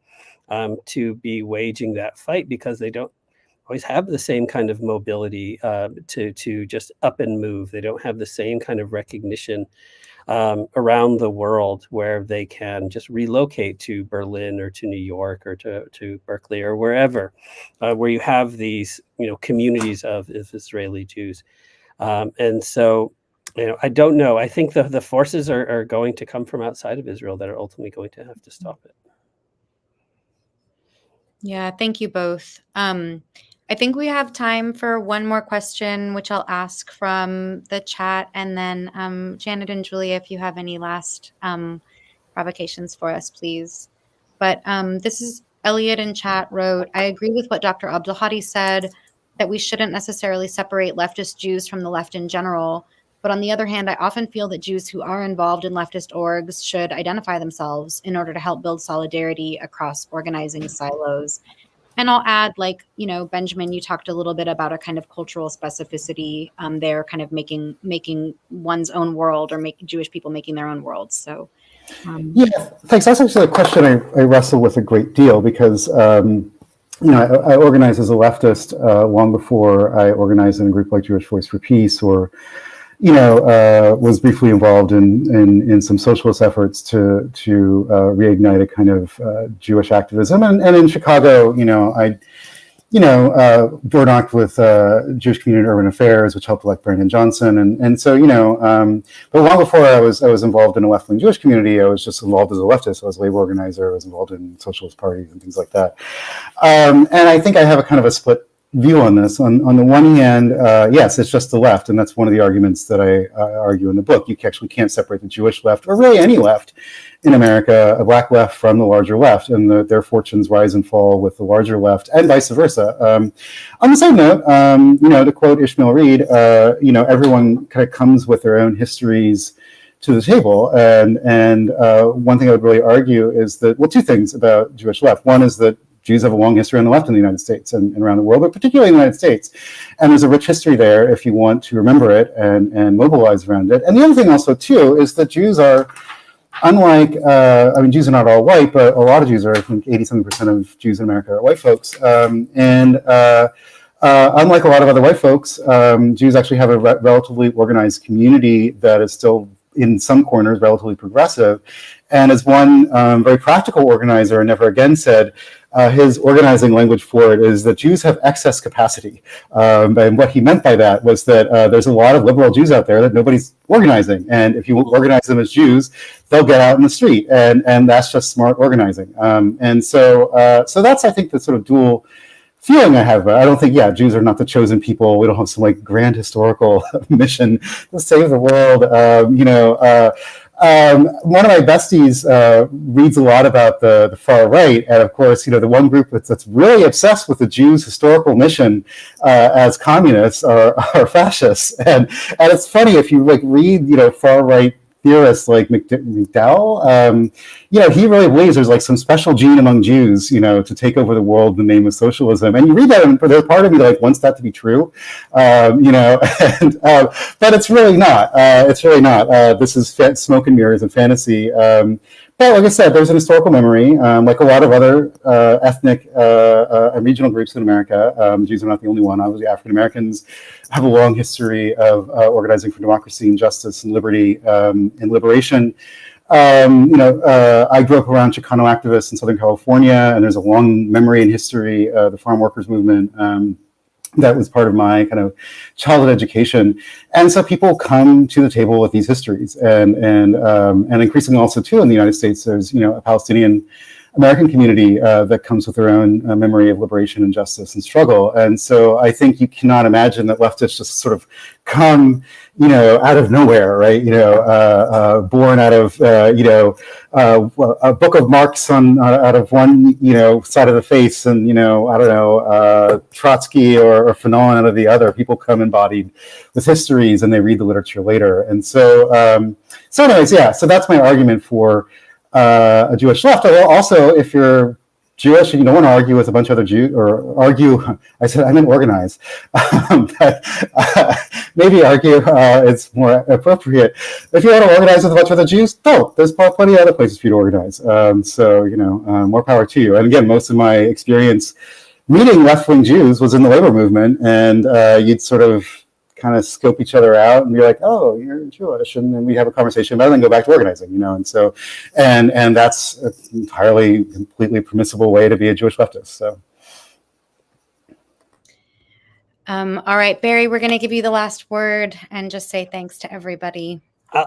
I'll keep it very, very brief. I appreciate all those comments. I think that there was a decision that was made by many Jewish leftists in the late 1960s to begin pulling away from many of those movements of solidarity, because they felt that the direction of the Black Power movement and others, where it was no longer in sort of collective Jewish interests. And it's those moments that I think we need to interrogate, and we need to reconsider and think about how many Jews were perceiving their interests at that time, and really giving up those bonds of solidarity. And those bonds of solidarity that are being reignited in this moment, when we're seeing thousands of people storming the Capitol to shut it down, to press the case for Palestinian lives.